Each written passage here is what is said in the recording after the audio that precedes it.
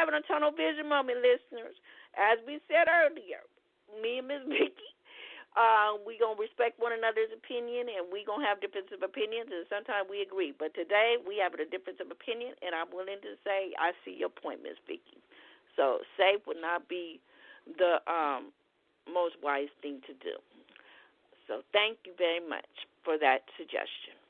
Or that I can't even say it. Correction. There we go. Love you, Miss Vicky. Okay, here we go. Next, if you can hide an extra set of car keys, and I'm gonna let Miss Vicky share about that because she told me off the air her little thing about that. I'll let her share in a minute. If you can hide an extra set of car keys, so you can leave, partner takes away your usual keys. Okay, Ms. Vicky, go ahead and tell the listeners about this little situation here. I actually don't remember what I told you, but I can give input. You told me that you do very good with hiding things. Oh, okay, yeah.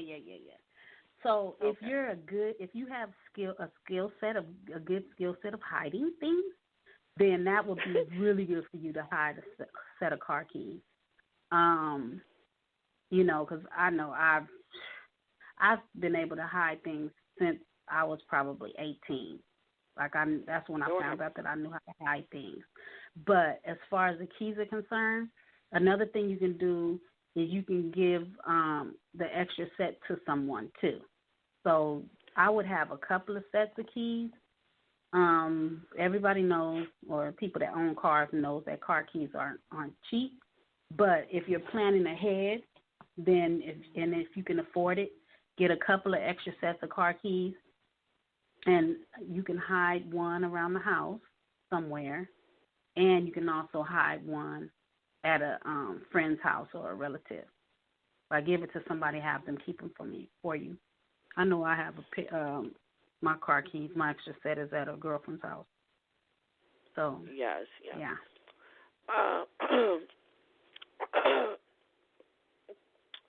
Thank you for sharing. Next is ask your doctor how to get extra medicine or glasses, hearing aids, or other medically necessary items for you or your children. That's if you have that type of situation. Yes. If you have any medical or, if you need glasses or any of those things, anything medically, then you need to talk to your doctor about getting extra stuff. But this is just like a list to just give you an idea. You base it on your situation.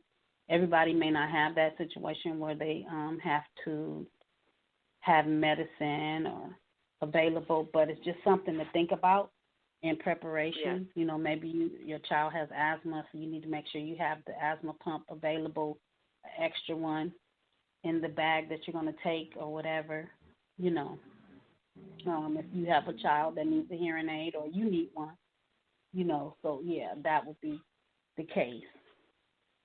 But some people don't have those issues, and some people, like I said, if it's a moment in time that you can leave and you can't grab anything, just leave because that stuff can be replaced.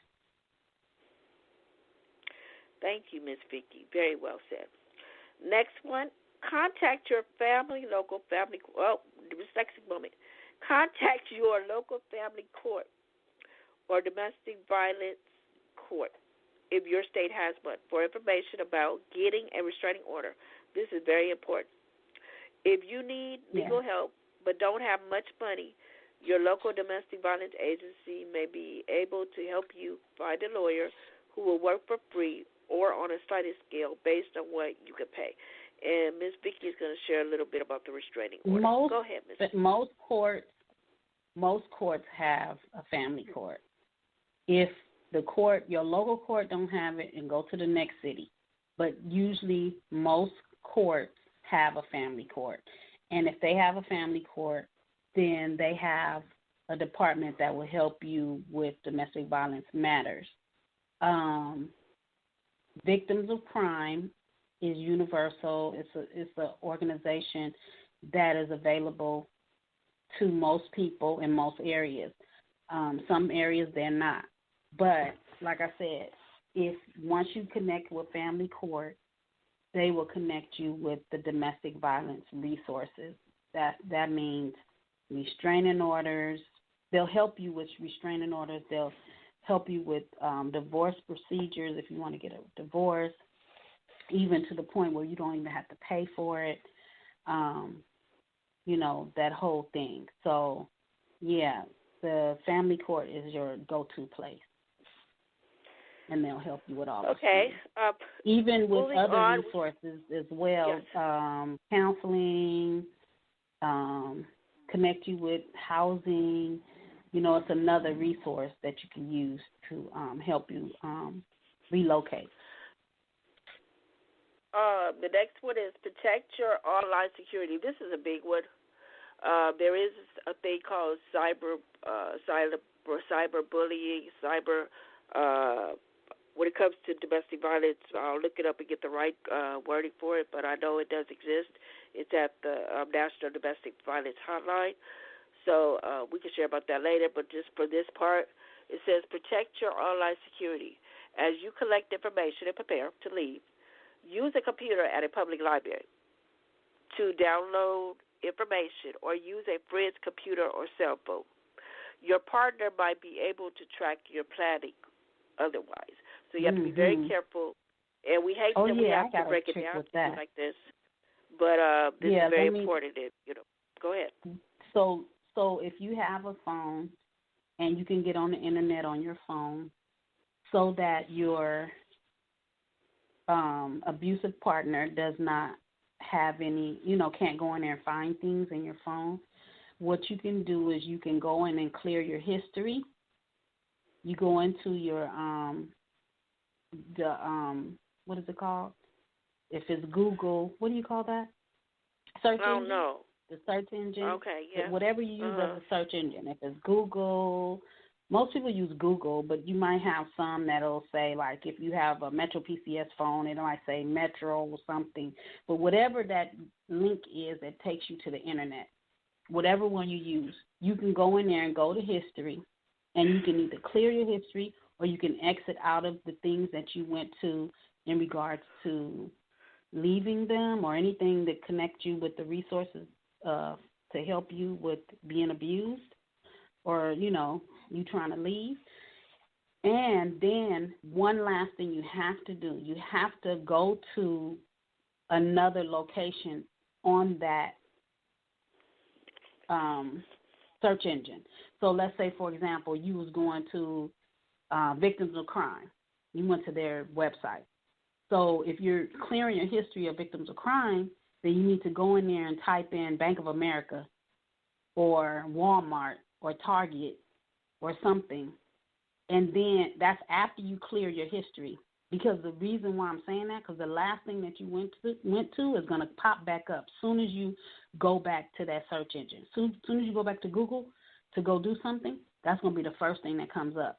So my suggestion to you is to put in a couple of things, like maybe you might go to a credit bureau or, whatever the website, you go to a unified school district website or something, but you put a few things in there to block out that you had went to those sites so that they can't find different clues, because believe me, I'm pretty sure they're probably snooping.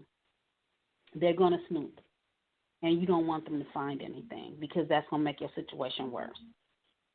So maybe you might want to practice ahead of time.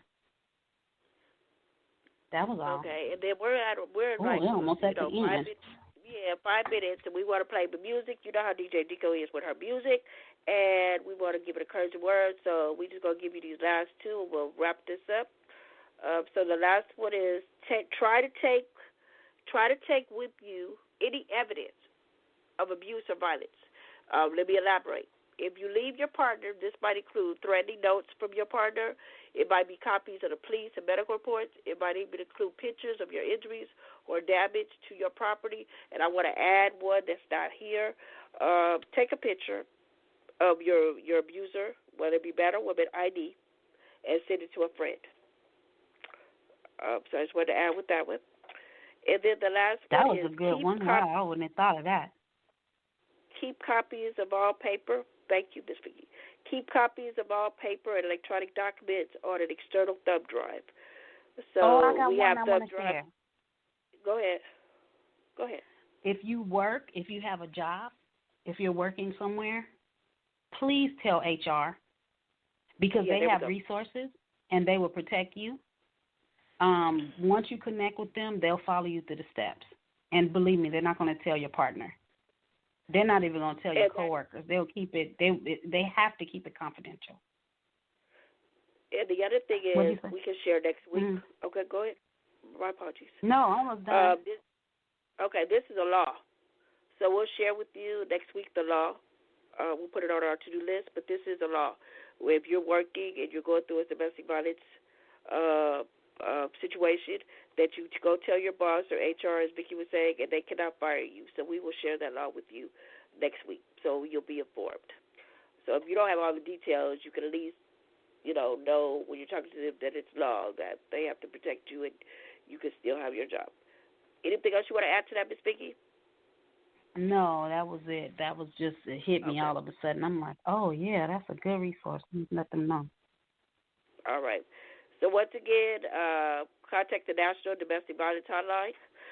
Contact 211. Contact 911. And feel free to reach out to me and Ms. Vicki at tunnelvision4949@gmail.com if you want to talk to us privately, if you want prayer, if you want resources, or if you just want to talk and want us to listen, email us. We need that. Okay, and on that note, we're going to give an encouraging. We're going to complete our encouraging word with "Phenomenal Woman" by Maya Angelou. And we just got to remember where we left off at. This time, what? Are we doing it both? Okay. Okay, wait a minute. Let's see where we dropped off at. Wait. Time, DJ Dika. Okay. Well, we'll do it next week. Okay, because Miss Vicki gonna make sure I have my music moment. But know this: you are somebody, you matter, and you are a phenomenal woman. And here we go. I gotta have my music. My music is more important than phenomenal woman. Exactly. Here we go. And we have new music next y'all. week. We got new music next week, so we'll share next week. Here you go. We didn't even mention this upper week that is very important that you follow the rules of being quarantined because the sensitivity of catching it is higher this upper week. So really, really take it serious, guys. Really take it serious, guys and girls. Just stay in the house. Be safe. Stay in the house. Only go out when you have to. All right, here we go. Music time. Love and respect. Love y'all. Take care. Be careful.